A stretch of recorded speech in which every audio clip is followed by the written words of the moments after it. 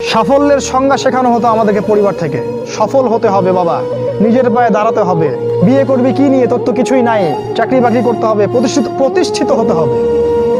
শোনো, সাফল্যের একটা সংজ্ঞা দিয়েছেন আল্লাহ কোরআনে, একটাই সংজ্ঞা। সূরা আলে ইমরানের মধ্যে আছে, কুল্লু নাফসিন যায়িকাতুল মাউত, প্রত্যেকটা নফস মারা যাবে এবং কিয়ামতের মাঠে তাদের পুরোপুরি প্রতিদান তাদেরকে দেয়া হবে। ওই দিন কিয়ামতের মাঠে যাকে জাহান্নাম থেকে বাঁচানো হবে, এই ব্যক্তি হচ্ছে সফল। মানুষকে আবেগ দেখা কি না? মানুষ আপনার চোখের পানির মর্ম বুঝবে? মানুষ কি মানুষের চোখের পানির মর্ম বুঝে? আপনার পিতা যদি মারা যায়, আমার কাছে এসে দোয়া চান কান্নাকাটি করে, আমি দোয়া করতে পারবো, কিন্তু আমি কিন্তু আপনার ফিলিংসটা বুঝতে পারবো না। আপনার অনুভূতি কে বুঝতে পারবেন?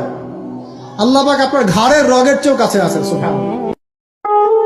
এবং নবী সাল্লাল্লাহু আলাইহি ওয়াসাল্লাম একটা হাদিসের মধ্যে বলেছেন যে, তোমরা কি জানো কিয়ামতের মাঠে সবচেয়ে বড় মিসকিন কারা হবে? সাহাবায়ে কেরাম বলছেন, আমরা তো মনে করি যার সম্পদ কম, অর্থবিত্ত কম, সেই সবচেয়ে বেশি মিসকিন, সবচেয়ে বড় মিসকিন। আল্লাহর নবী সাল্লাল্লাহু আলাইহি ওয়াসাল্লাম বলছেন, বরং প্রকৃত মিসকিন সে ব্যক্তি যে কিয়ামতের মাঠে নামাজ, রোজা, হজ, যাকাত আমলের নেকি নিয়ে উঠবে, পাহাড় সম নেকি নিয়ে উঠবে, কিন্তু অনেক পাওনাদার দাঁড়িয়ে থাকবে। কারো হক নষ্ট করেছে, কারো গীবত করেছে, কারো অপবাদ, কাউকে অপবাদ দিয়েছে, কাউকে অত্যাচার করেছে, সবাই দাঁড়িয়ে থাকবে। এদের হক আদায় না করা পর্যন্ত সে পুলসিরাত পার হতে পারবে না।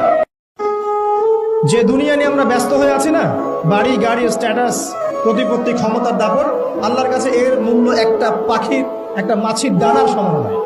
এখন দুনিয়ার তো কোনো মূল্য নেই আল্লাহর কাছে, দুনিয়ার যাররা পরিমাণ মূল্য আল্লাহর কাছে নাই। একটা হাদিস এসেছে, দুনিয়ার মূল্য যদি আল্লাহর কাছে একটা মাছির ডানার পরিমাণও হতো, আল্লাহ পাক কোনো কাফের মুশরিককে এক ঢোক পানি খেতে দিতেন না।